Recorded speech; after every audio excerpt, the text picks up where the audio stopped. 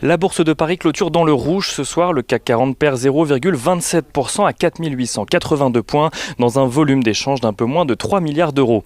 Les investisseurs parisiens accusent finalement le coup de cet arrêt brutal des négociations entre démocrates et républicains en ce qui concerne un nouveau plan de relance aux États-Unis.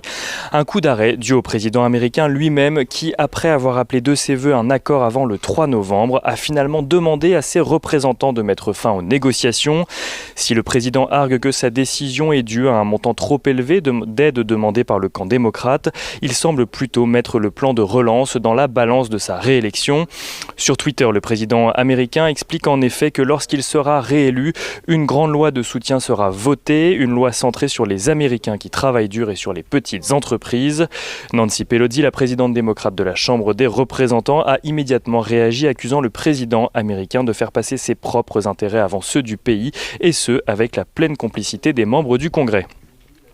Donald Trump a cependant dans un deuxième temps appelé les parlementaires à s'entendre sur des mesures plus limitées.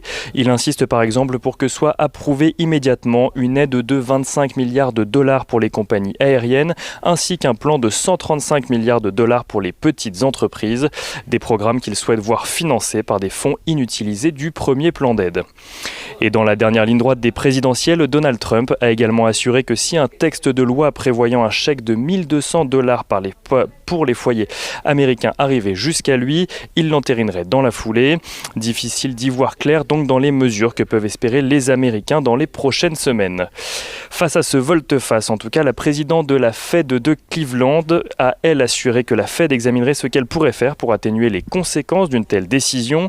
La Fed qui justement prêche pour un plan de soutien massif selon l'intervention de Jérôme Powell hier, qui assurait qu'il ne fallait pas avoir peur d'en faire trop face à la situation actuelle. La Fed qui publie d'ailleurs ces minutes ce soir à 20h. La BCE, de son côté, a fait savoir par la voix de Jens Weidmann, membre du Conseil des gouverneurs, qu'il n'y a aucune raison d'assouplir davantage la politique monétaire actuellement, car les soutiens budgétaires actuels suffisent à dépasser les prévisions de la BCE en zone euro.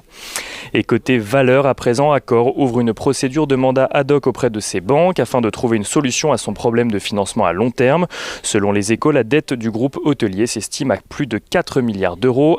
Accor qui finit à l'équilibre ce soir avec une légère hausse de 0,04%. Pernod Ricard gagne de son côté 1,29% suite à une recommandation de Jefferies qui passe de conserver à achat. L'abaissement de l'objectif de cours de Citigroup sur AXA fait en revanche perdre à l'assureur 1,40%. Et Odo BHF anticipe de son côté une baisse de près de 40% de son bénéfice au troisième trimestre à cause de la situation actuelle qui pénalise notamment ses clients dans la sidérurgie, l'automobile ou encore le papier.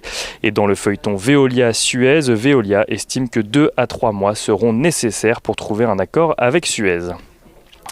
Et en ce qui concerne l'agenda de demain, les investisseurs suivront de près les inscriptions hebdomadaires au chômage aux États-Unis, mais aussi l'indice de confiance de la Banque de France pour le mois de septembre.